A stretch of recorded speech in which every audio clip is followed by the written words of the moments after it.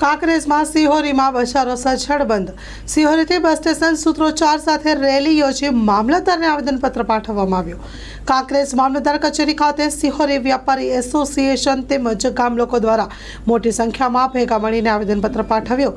કાંકરેજ તાલુકાને વાવ-થરાદ જિલ્લામાં સમાવેશ કરવાને લઈને ઉગ્ર વિરોધ। Story report by Chehrsinh Vaghela.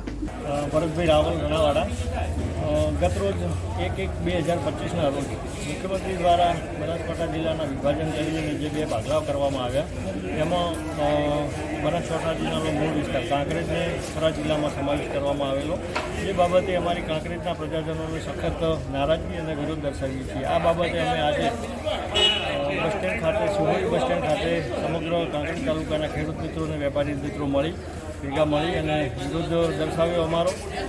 અને ત્યાં અમારા ભારતીય જનતા પાર્ટીના જિલ્લા પ્રમુખ શ્રી કીર્તિસિંહ વાઘેલા પણ અમારી રજૂઆત સાંભળવા માટે આવેલા। એમણે પણ અમને સાંત્વના આપી છે કે હું મુખ્યમંત્રીશ્રીને મળીને કાંકરેજ તાલુકાને મૂળ બનાસકાંઠા જિલ્લામાં સમાવેશ રાખે એવી તમારી લાગણીને માગણી રજૂ કરીશ।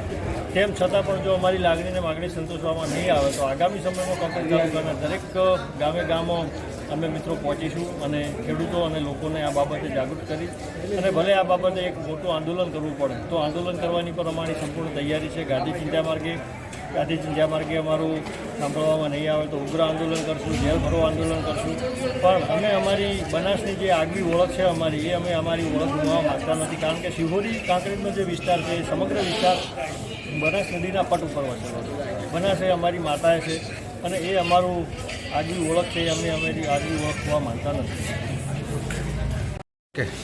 તાજેતરમાં સરકારશ્રી દ્વારા જે નવીન જિલ્લાની રચના કરવામાં આવી છે અને એમાં કાલે એક બીજી પણ જાહેરાત કરવામાં આવી કે કાંકરેજ તાલુકાનો સમાવેશ થરાદ જિલ્લામાં કરવામાં આવેલ છે।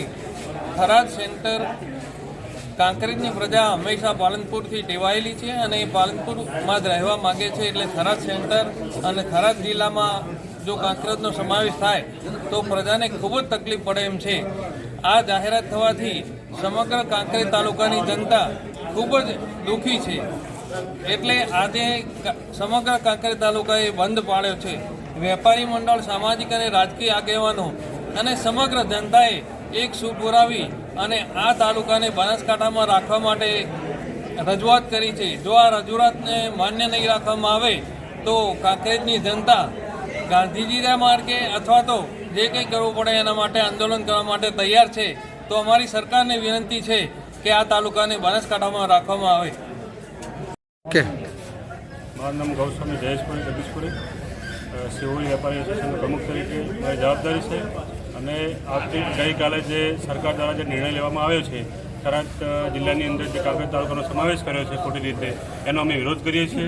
અને આજે અમારું સિહોરી બજાર સંપૂર્ણ સજ્જડ બંધ હતું અને ગ્રામજનો પણ આક્રોશમાં છે અને બધા ભેગા મળીને આજે મામલતદાર સાહેબને આવેદનપત્ર આપવા આવ્યા છે। અને અમને ખાતરી છે કે કંઈક ને કંઈક નિર્ણય સરકાર ઝડપથી આનો ઉકેલ લાવે, નહીં તો અમારે ઉગ્ર આંદોલન પર જવું પડશે। લોન પર ફોન 15 વર્ષ જૂનું ગુરુ મોબાઈલ એન્ડ ઇલેક્ટ્રોનિક્સ દરેક કંપનીના જૂના અને નવા મોબાઈલ લોન ઉપર મળશે અને ઇલેક્ટ્રોનિક્સ આઇટમો ફ્રીજ, ટીવી, વોશિંગ મશીન ગુરુ મોબાઈલ એન્ડ ઇલેક્ટ્રોનિક્સ સંતોષી માતાના મંદિર પાસે અને અમારી અન્ય બ્રાન્ચ ગુરુ મોબાઈલ પોઈન્ટ આભા હોટલ નીચે પેટ્રોલ પંપ સામે ભુજ। તો મેળવો લોન પે ફોન અને તમામ ઇલેક્ટ્રોનિક્સ એપ્લાયન્સીસ।